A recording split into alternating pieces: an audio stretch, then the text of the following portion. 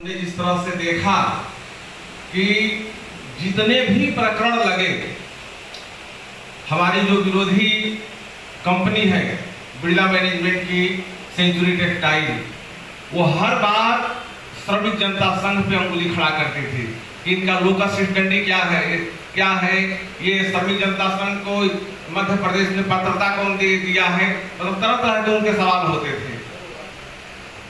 तो जैसा कि अपने जो कार्यकर्ता पहले जो भी बताए कि अपने संगठन को पहले अपने कागजी रूप से भी और जो भी फॉर्मेलिटी है उसको विधिवत मजबूती प्रदान करते हुए चलना, क्योंकि जहां उसको लगेगा विरोधी को कि हम कमजोर हैं, वो वहीं पे वार करेगा।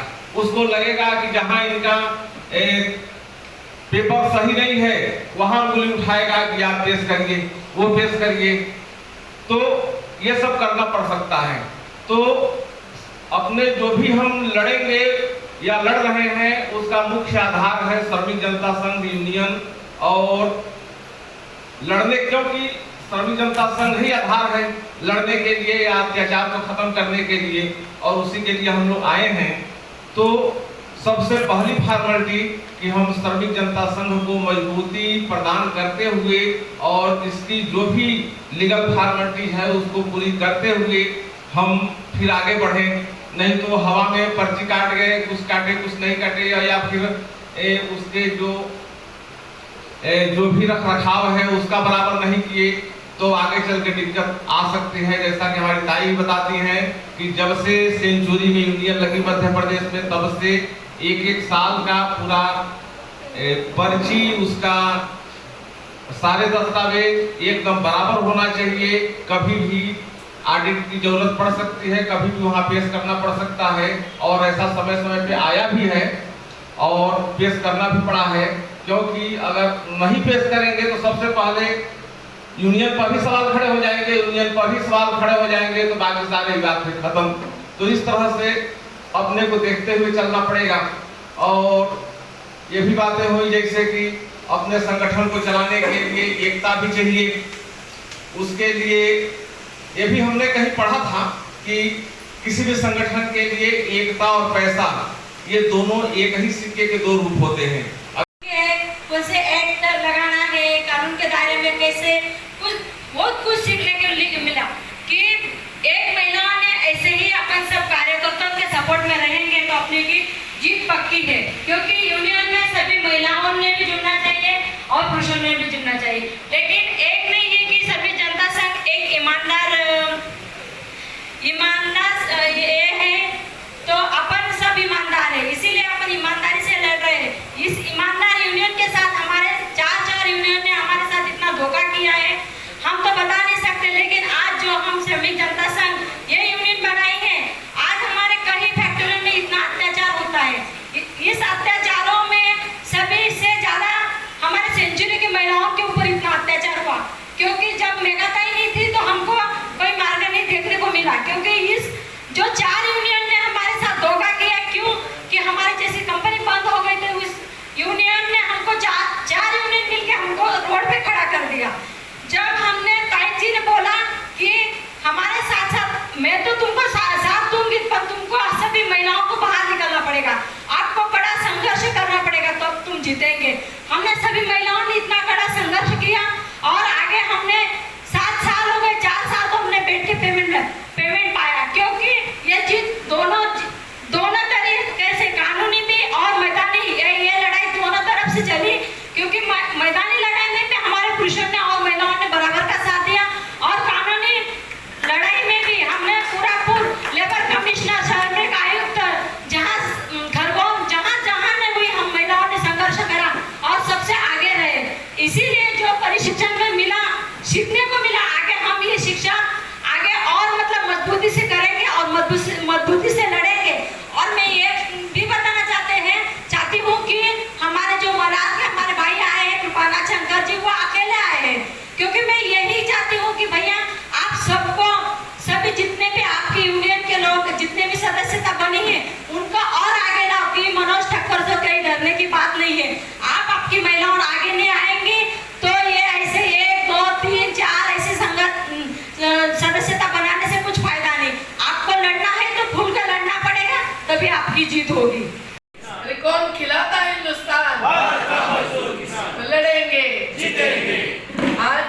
ये सब करने के लिए हमारे बस्ती के घर बचाओ घर बनाओ आंदोलन के भी एक साथी आए हैं, जो भी बहुत अपने आवास के अधिकार के लिए लड़ रहे हैं।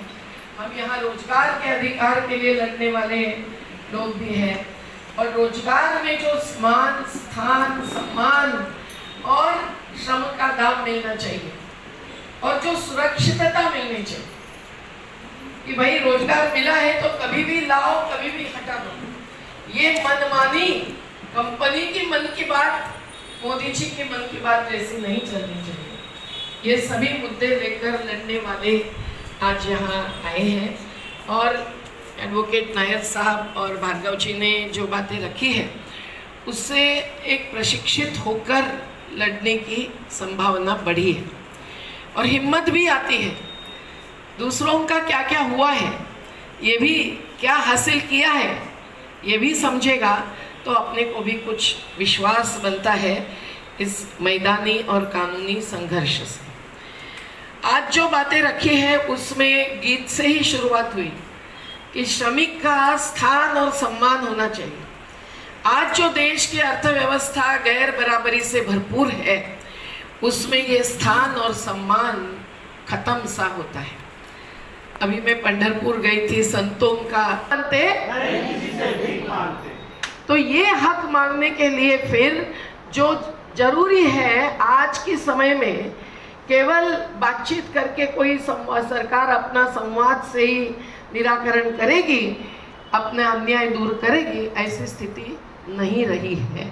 सवाल यूनियन पर उठाते हैं। हम लोगों को सबसे ज्यादा इन्होंने जो परेशान किया है नायर साहब, वो श्रमिक जनता संघ पर सवाल उठाते हैं। श्रमिक जनता संघ 1966 का रजिस्टर्ड ऑर्गेनाइजेशन है। जब मेरे पिताजी आज़ादी आंदोलन में थे, 1 साल जेल में निकाले, फिर बाहर आ गए और कार्य शुरू कर दिया। आज श्रमिक जनता संघ अपना खास करके जिनको असंगठित कहते हैं, मैं ये सब शब्द को धिक्कारती हूँ। जैसे आदिवासियों को अतिक्रमणदार, एनक्रोचर्स, हमने वो शब्द को पूरा हटा दिया। वो जंगल, जल, जमीन पर पीढ़ियों से जीने वाले उनको अतिक्रमणदार कहेंगे, और कंपनी वाले उनकी जमीन खींच लेंगे, उनकी नदी का पानी ले लेंगे, उनकी खेती खत्म करेंगे, उनका जंगल काट देंगे, उनको नहीं अतिक्रमणदार कहेंगे। वैसे ही श्रमिकों में संगठित मतलब कारखानों में काम करने वाले, सरकारी विभागों में काम करने वाले, एक व्यवस्थित संस्था है उसमें काम करने वाले रखा। और जिस कानून को हाथ में लेकर आज भी मैं हूँ, और हमको उसको ही हाथ में लेकर औद्योगिक विवाद अधिनियम, इसका उद्देश्य क्या है? पीस एंड हार्मनी, शांति और सुव्यवस्था। मतलब मालिक और मजदूर के बीच में क्या रिश्ता होना चाहिए, ये सोचने वाले थे बाबा साहेब अम्बेडकर। और उस समय से जो कानून बनते आए एक एक करके, जिसमें न्यूनतम वेतन कानून है, मिनिमम वेजेस है, पेमेंट ऑफ वेजेस एक्ट है, तनख्वाह भी देनी है तो उसमें मालिक का प्रतिनिधि हाजिर रहना चाहिए। कहाँ होता है ऐसा? और उसके बदले में केवल 4 कानून लाने वाले हैं, और 4 कानून बहुत ही कमजोर है। मैं उसी के एक उदाहरण आपको दे रही हूँ। ये 4 कानूनों को कोड बोलते हैं अंग्रेजी में, संहिता बोलते हैं हिंदी में। मतलब 4-4, 5-5 कानून एकत्रित करके इन्होंने एक एक कोड, एक एक कमजोर कानून बनाए।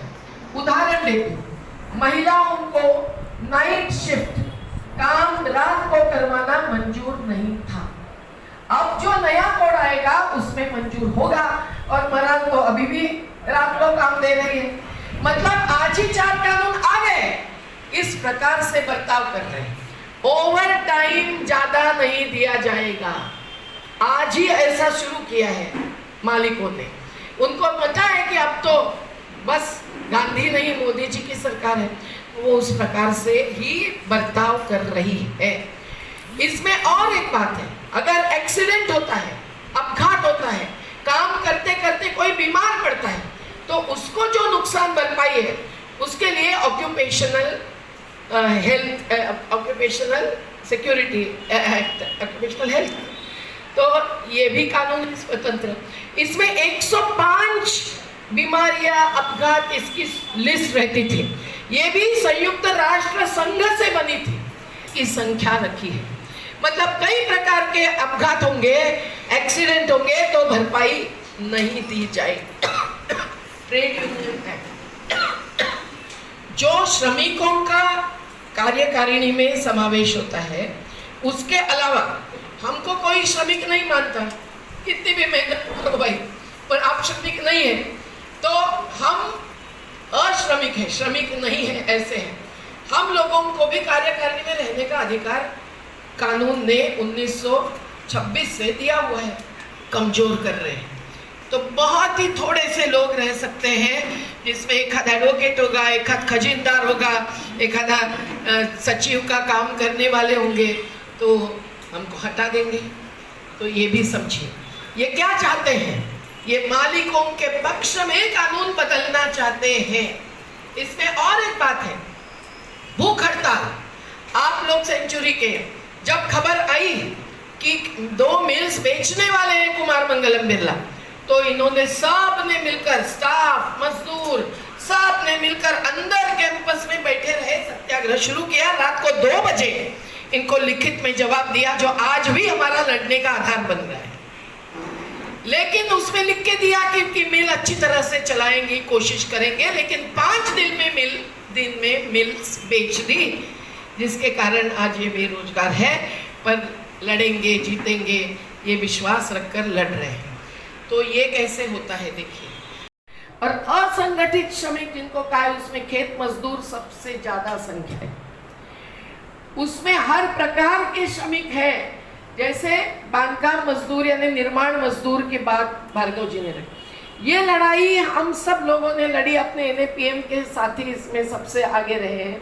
और जस्टिस कृष्णा अय्यर जैसे, जिन्होंने 1996 का जो निर्माण मजदूर कानून आया, उसमें सबसे ज्यादा योगदान दिया। ऐसा एक कानून है कि जिसमें जो नियोक्ता मतलब एम्प्लॉयर, मतलब मालिक समझो, अब मालिक जो काम पे रखता है, उसके जो इनकम होगी, उसका जो प्रोजेक्ट होगा बड़ा, अभी यहाँ जो बड़ी बड़ी बिल्डिंगें बन रही है, तो उसका जो प्रोजेक्ट का जो कीमत होगी, उसका 1 या 2% टैक्स, सेस मतलब एक प्रकार का टैक्स, उससे लेकर महाराष्ट्र के श्रमायुक्त के पास करीबन 7,000 करोड़ रुपया एकत्रित हुए।